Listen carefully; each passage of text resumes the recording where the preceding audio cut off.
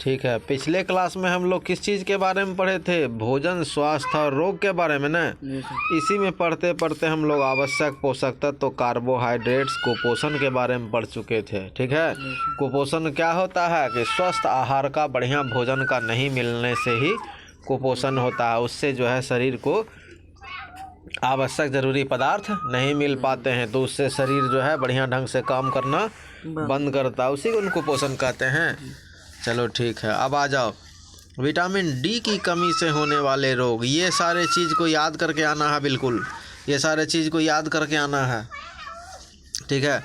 Vitamin D के कमी से होने वाले रोग कौन कौन से हैं?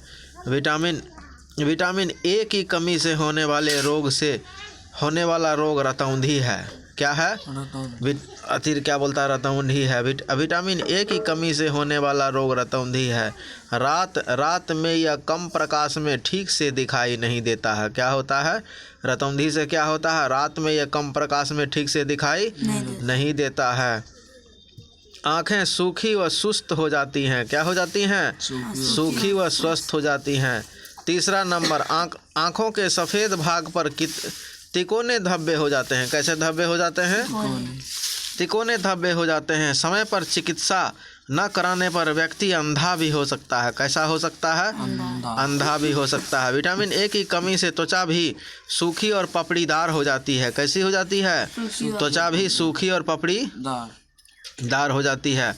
अच्छा, रोकथाम। रतौंधी से बचाव के लिए काफ़ी मात्रा में विटामिन ए की अधिकता वाला भोजन जैसे पपीता, गाजर, हरी पत्तेदार सब्जियां, दूध, दही और सीताफल खाना चाहिए। क्या खाना चाहिए? पपीता, गाजर, हरी पत्तेदार सब्जियां, दूध, दही और सीताफल खाना चाहिए। किसके लिए? विटामिन ए के लिए। किसके लिए? विटामिन ए के लिए। विटामिन बी की कमी से होने वाले रोग कौन सी है? बेरी। कौन सी रोग है? बेरी। विटामिन बी की कमी होती है तो बेरी रोग होते हैं। इस रोग के मुख्य लक्षण हैं कौन? मुंह के कोरों का कटना। क्या होता है? मुंह का कोर कट जाता है। ठीक है। लाल सूखी जीभ पर लाल सूखी जीभ। ठीक है।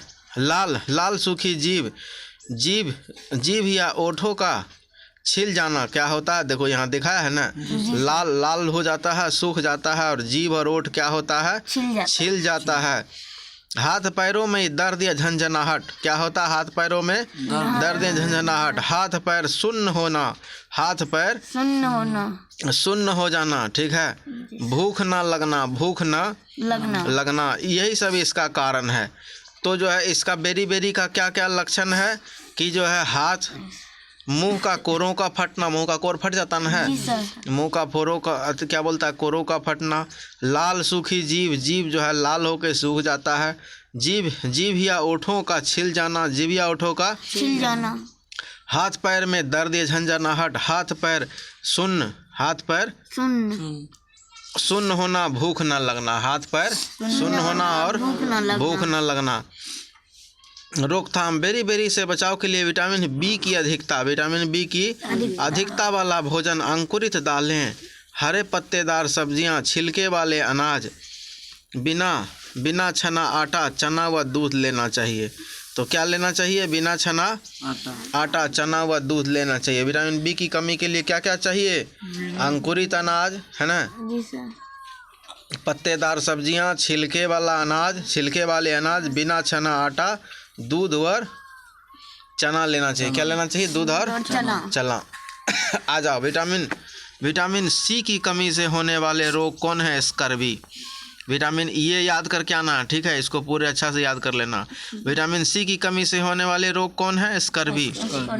इस रोग के मुख्य लक्षण है मसूड़ों में सूजन व उनसे रक्त बहना। क्या लक्षण है? मसूड़ों में सूजन व उनसे रक्त बहना। दांतों का हिलना। त्वचा पर लाल चकत्ते। रोकथाम। स्कर्वी से बचाव के लिए विटामिन सी की अधिकता वाला भोजन जैसे आंवला, नारंगी, अमरूद, अंकुरित चने व नींबू लेना चाहिए। क्या लेना चाहिए?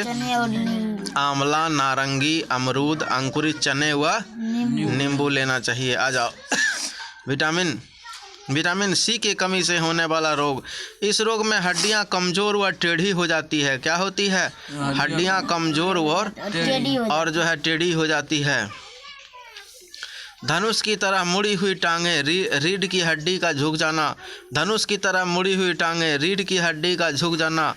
दांत बेढंगे, दंत छिद्र हो जाना। दांत कैसा हो जाता है? दांत में छेद हो जाता है। दांत में छेद हो जाता है। ठीक है, दांत बेढंगे हो जाते हैं। पसलियों का टेढ़ा हो जाना। पसली क्या हो जाता है? टेढ़ा हो जाता है। रोकथाम। अब बताओ इसका रोकथाम क्या है? विटामिन डी की अधिकता वाले पदार्थ जैसे धूप, पनीर, मक्खन भोजन में लेना चाहिए। क्या लेना चाहिए? दूध, पनीर, मक्खन आदि भोजन में लेना चाहिए।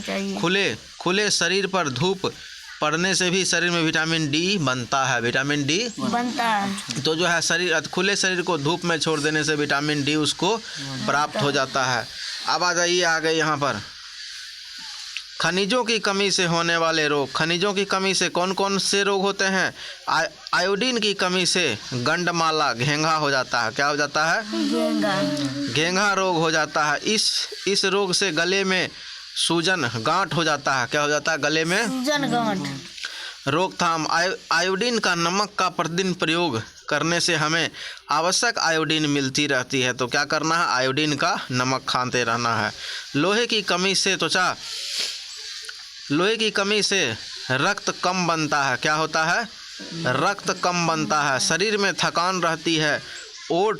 ओठ सफ़ेद पीले हो जाते हैं। क्या होते हैं? सफ़ेद पीले हो जाते हैं। नाखून पीले व चपटे हो जाते हैं। नाखून कैसे हो जाते हैं? पीले और चपटे। अब आ जाइए रोकथाम। लोहे और विटामिन बी की अधिकता वाला भोजन लेना चाहिए। क्या लेना चाहिए?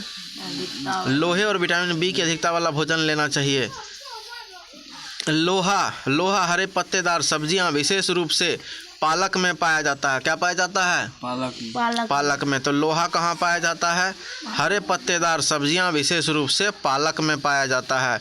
इसके अतिरिक्त सेब, केला, अमरूद, नाशपाती, खजूर, मुनक्का भी लेना चाहिए। क्या लेना चाहिए? सेब, केला, अमरूद, नाशपाती, खजूर, मुनक्का भी लेना चाहिए। उससे तुम्हारा ये रोग ठीक हो जाएगा आयोडीन का। कैल्शियम की कमी से हड्डियां कमज़ोर हो जाती हैं। क्या हो जाती हैं? कैल्शियम की कमी से हड्डियां कमज़ोर हो जाती हैं। ये जो है याद करके आना है। कैल्शियम की कमी से क्या होता है? हड्डियां कमज़ोर हो जाती है। रोकथाम। तिल और दूध लेना चाहिए। क्या लेना चाहिए? तिल और दूध लेना चाहिए। आजा सावधानियाँ, विशेष सावधानियाँ। फल और सब्जियों को पकाकर खाने में इसमें उपस्थित विटामिन की बहुत से बड़ी मात्रा नष्ट हो जाती है। तो फल और सब्जी को जो है पकाकर खाने से क्या होता है? इसका विटामिन जो है नष्ट हो जाता है। अतः हमें प्रतिदिन कुछ ताज़े फलों और सब्जियों को बिना पकाए खाना चाहिए। क्या करना चाहिए? बिना पकाए जो है कुछ सब्जी और ताज़ा फल खा लो, उससे तुमको विटामिन प्राप्त होगा। सब्जियों को काट कर धोने से सब्जियों के विटामिन और खनिज का कुछ भाग बह जाता है। तो क्या होता है? सब्जी को काट कर बहुत ज़्यादा धोना नहीं चाहिए। बिना काटे पहले धो लो। कद्दू है, जो भी है, ठीक है, परोर है, झींगा है, जो भी है, उसको बिना काटे धो लो जितना धोना। काटने के बाद फिर नहीं धोना। कोई भी सब्जी, आलू कोई भी सब्जी नहीं धोना चाहिए। उससे उसका विटामिन नष्ट हो जाता है, कुछ भाग नष्ट हो जाता है। अतः सब्जियों को पहले धोकर और तब काटना चाहिए। तब काटना चाहिए। आ जाओ जल की कमी से क्या होता है? हमारे शरीर में होने वाली अधिकतर क्रियाएं पाचन, रक्त संचरण आदि जल के माध्यम से ही होती है। हमारे शरीर से जल पसीने व मूत्र के रूप में मल श्वास के साथ निकल जाता है। क्या होता है? पसीना और मूत्र के द्वारा जो है जल निकल जाता है, हमारे से निकलता है ना। ठीक है, चलो शरीर में होती रहने वाली जल की इसी कमी को हम जल और अन्य पेय पदार्थ पीकर पूरा करते हैं। क्या करते हैं? जल या दूसरा पेय पदार्थ पीकर पूरा करते हैं। जल के अभाव में शरीर की कोशिकाएं सूख कर नष्ट हो जाती हैं। क्या होता है?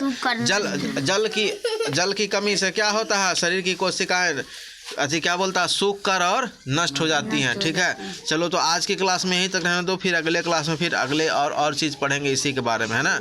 आज के लिए इतना ही।